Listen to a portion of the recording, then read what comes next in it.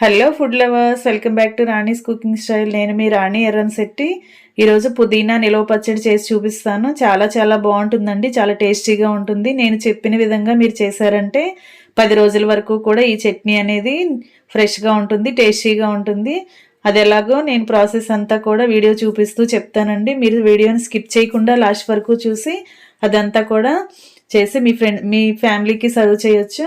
Friends, ఇలా 4 పుదీనా కట్టలు తీసుకుని వాటిని బాగా శుభ్రం చేసుకుని 4-5 సార్లు వాటర్తో కడుక్కుని ఇలా బియ్యం వాడదేవుకునే జల్లెడు ఉంటుంది కదా, దానిలో వేసుకుని ఒక పావు గంట పక్కన పెట్టుకోవాలండి. ఎందుకంటే దానిలో ఏమైనా వాటర్ ఉంటే అవన్నీ కూడా కిందకు వచ్చేయాలి.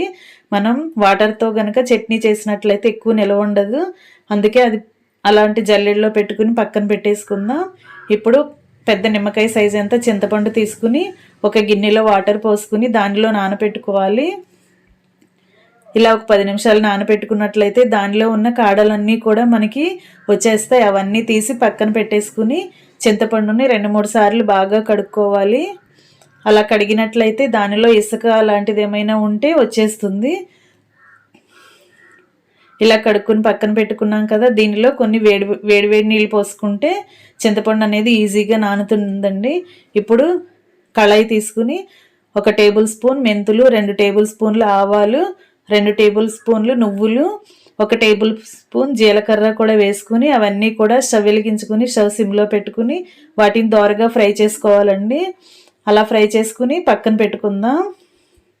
ఇప్పుడు పుదీనా ఆకులు వాటర్ అన్నీ వచ్చేసి ఫ్రెష్గా వచ్చినాయి కదా, ఇప్పుడు కళాయి తీసుకుని ఆ ఆకులన్నీ కూడా కళాయిలో వేసుకుని స్టవ్ మీద పెట్టుకోవాలండి. ఎందుకంటే దానిలో కొంచెం ఆకుకూరలో పచ్చిదనం అనేది ఉంటుంది కదా, అదంతా కూడా ఫ్రై అయిపోవాలి.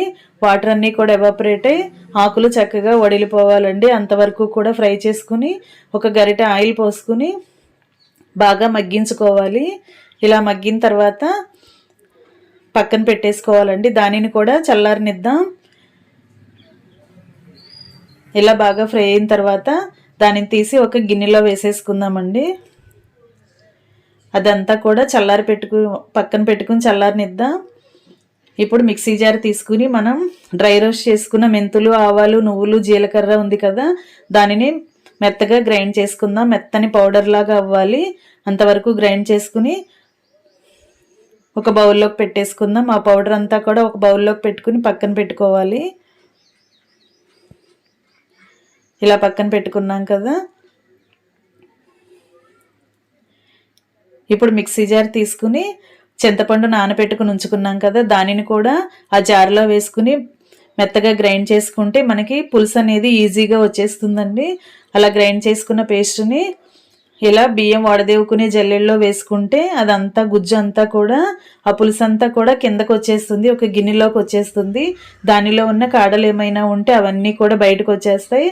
అలా స్పూన్తో అలా చేసుకున్నట్లయితే ఆ చింతపులుసు అనేది చక్కగా ఈజీగా కిందకు వచ్చేస్తుంది, వేస్ట్ అవ్వకుండా ఎక్కువగా వస్తుందండి. అలా తీసుకున్న దానిలో టేస్ట్కి సరిపడా సాల్ట్ వేసుకోవాలి. గల్లుప్పు వేసుకుని ఒక 1/2 టీ స్పూన్ పసుపు వేసుకోవాలి. అదంతా కూడా పులుసులో కలిసే వరకు బాగా కలుపుకుని స్టవ్ ఆన్ చేసుకుని కళాయిలో ఒక గరిటె ఆయిల్ వేసుకుని ఆయిల్ కాగిన తర్వాత ఈ పులుసు అంతా కూడా ఆయిల్లో వేసుకుని కొంచెం సేపు ఉడికించుకోవాలండి. ఇలా ఉడికించుకోవాలి. ఫ్రెండ్స్, నా వీడియో కనుక మీరు ఫస్ట్ టైం చూస్తున్నట్లయితే రన్ అవుతున్న వీడియో కింద రెడ్ కలర్ ఆప్షన్ టచ్ చేసి ALL ఆల్ అని బెల్ ఐకాన్ కూడా యాక్టివేట్ చేయండి. నేను పెట్టబోయే రెసిపీస్ అన్నీ కూడా ఏ రోజుకి ఆ రోజు మీ ఫోన్కి నోటిఫికేషన్కి వస్తాయి. మీరు కుక్ చేసి మీ ఫ్యామిలీకి కూడా సర్వ్ చేయొచ్చు. చాలా ఈజీ ప్రాసెస్తో, చాలా తక్కువ ఖర్చుతో, తక్కువ ఇంగ్రీడియంట్స్తో చూపిస్తానండి. రెసిపీస్ అన్నీ కూడా మీరు ఫాలో అవ్వచ్చు. ఇలా పులుసు అంతా కూడా ఉడుకుతుంది కదా, ఆయిల్ అంతా బాగా బయటికి రిలీజ్ అవ్వాలండి. దానిలో ఉన్న వాటర్ అంతా కూడా ఎగిరిపోయి ఓన్లీ పులుసు చిక్కబడాలి. అంతవరకు కూడా ఉడికించుకుని మూత పెట్టుకుని పక్కన పెట్టుకుందాం. ఇప్పుడు పుదీనా ఆకులు చల్లారాయి కదా, వాటిని కూడా మిక్సీ జార్లో వేసుకుని గ్రైండ్ చేసుకోవాలండి. వాటర్ అనేది అస్సలు యాడ్ చేయకూడదు.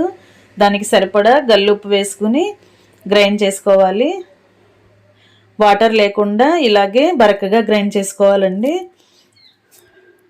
మిక్సీ జార్ టైట్గా తిరిగినా సరే అలాగే గ్రైండ్ చేసుకోవాలి. కొంచెం కూడా వాటర్ యూజ్ చేయకూడదు. వాటర్ పోసామంటే చట్నీ అనేది నిలవ ఉండదండి, త్వరగా పాడైపోతుంది. అందుకే వాటర్ లేకుండా దానిని గ్రైండ్ చేసుకుని మనం ఉడికించుకుని పక్కన పెట్టుకున్న చింతపండు గుజ్జు ఉంది కదా, దానిని ఒక్కొక్క స్పూన్ వేసుకుంటూ గ్రైండ్ చేసుకోవాలండి. ఆ పులుసు పుదీనా పేస్ట్లో కలిసిపోవాలి బాగా. అది ఒక్కొక్క స్పూన్ వేసుకుంటూ గ్రైండ్ చేసుకుంటూ మొత్తం కూడా అలా కలుపుకొని గ్రైండ్ చేసుకోవాలి. ఇలా గ్రైండ్ చేసుకున్నాం కదా, మిగిలిన పులుసు అంతా కూడా అలా వేసేసుకుని మిక్సీ జార్లో రెండు కూడా బాగా గ్రైండ్ చేసుకోవాలి. గ్రైండ్ అయిన తర్వాత అదంతా కూడా ఒక ఖాళీగా ఉన్న గిన్నెలో పెట్టేసుకోవాలండి.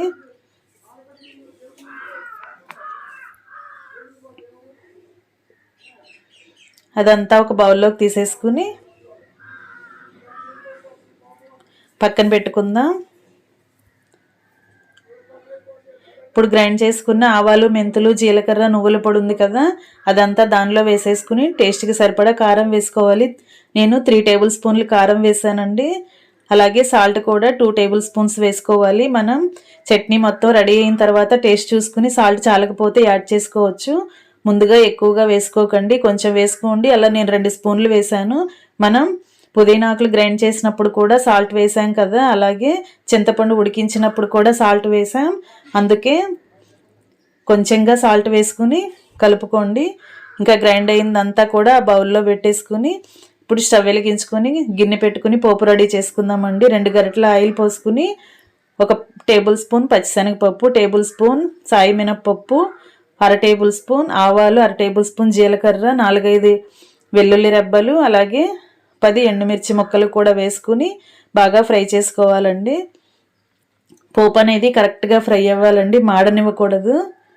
ఇప్పుడు కరివేపాకుని కడుక్కుని ఇలా కట్ చేసుకుని చిన్న చిన్న ముక్కలుగా వేసుకోండి. అలా వేసుకున్నాం కదా, ఇప్పుడు ఇంగువ వేసుకోవాలండి. ఇంగువ అనేది చట్నీకి టేస్ట్ బాగా వస్తుంది, అలాగే డైజెషన్ కూడా చక్కగా ఈజీగా అయిపోతుంది. అందుకే ఇంగువ మాత్రం ఖచ్చితంగా వాడాలండి. అలా వేసుకున్నాం కదా, పోపు రెడీ అయిపోయింది. ఇంకా స్టవ్ ఆఫ్ చేసేసుకుని మనం గ్రైండ్ చేసి పెట్టుకున్న చట్నీలో ఆ పోపు అంతా కూడా కలిపేసుకోవాలి.